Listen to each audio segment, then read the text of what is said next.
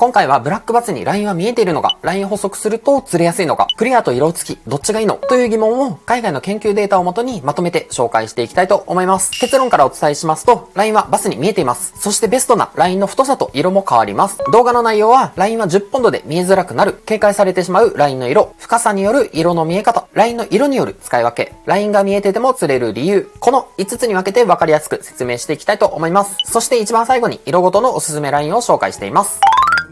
フロロの10ポンド以下で見えづらくなる。水には屈折率というものがあり、その数値が 1.33 で、この数値に近いと水中で見えづらくなります。クリアなナイロンラインが 1.53 で、クリアなフロロラインが 1.42 となり、フロロラインの方が水中では見えづらくなりますが、完全に見えないというわけではありません。その見えづらいフロロでも、バスには見えているという実験結果が出ています。その実験では、フロロラインの太さを変えてのチェックもされていて、太いラインはバスに見えてしまい、警戒心を与えてしまいますが、10ポンドまで補足することで、バスに見えづらく、ラインだと気づきづらい太さになります。ラインを補足することでバスには見えにくく警戒心を与えないので結果として釣れやすくなるということになります。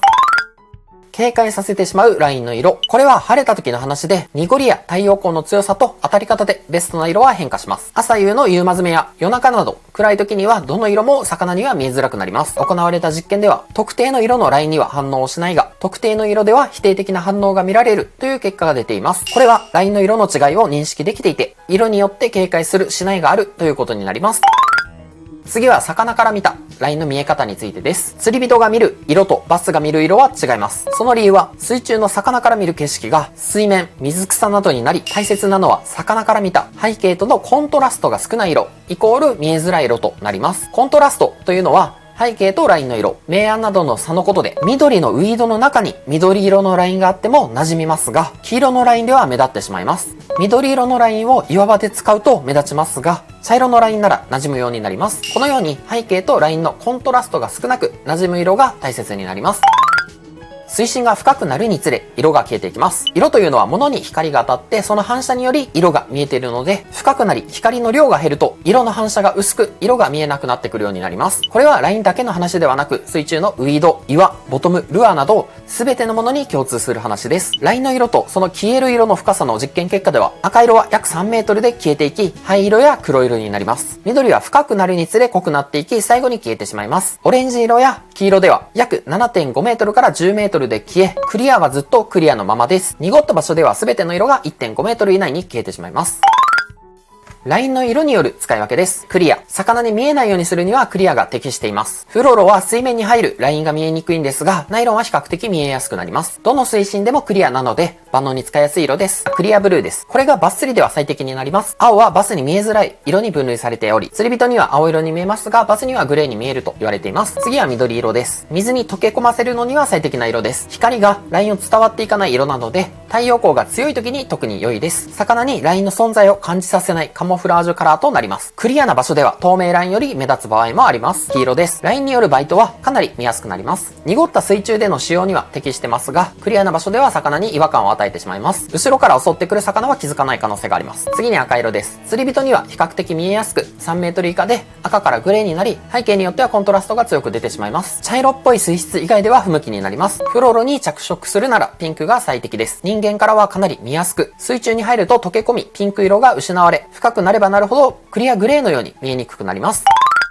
ラインが見えたとしても釣れる時があります。一つ目、後ろから追ってきた場合、ルアーを巻いてる最中に後ろから捕食してくるので、ルアーの前にあるラインの存在に気づきません。ルアーに集中することでラインに意識が行きづらくなるという感じです。二つ目、ルアーがラインより目立つ場合、ビッグベイトなどの大きいルアーを使う場合、ラインの存在感よりルアーに意識が行くので、30ポンドなどの太いラインを使ってても、ラインに気づかず魚が捕食してくるようになります。三つ目、威嚇の時、その場所に居ついてるバスなど、縄張り意識を持ってるバスの前にルアーを通すと、外から来た敵を排除する時に口を使い、追い出そうとする時に釣れます。4、ネストを守るとき。ネストは産卵床のことで、卵や稚魚を守るバスはその場から動けず、外敵を追い払うのが仕事になり、追い払うために口を使って結果として釣れます。ラインの違和感よりネストを守る方が大切なので、ラインの太さは関係なくなります。5、暗い時。マズメ時など、太陽光が少なくて暗いと、視認性が落ちるので、ラインが太くても釣れやすくなります。6、小バスの場合。小さいバスは目新しいものに興味津々で口を使っていくので、ラインが太くても釣れますが、大きく成長してくると難しくなってきます。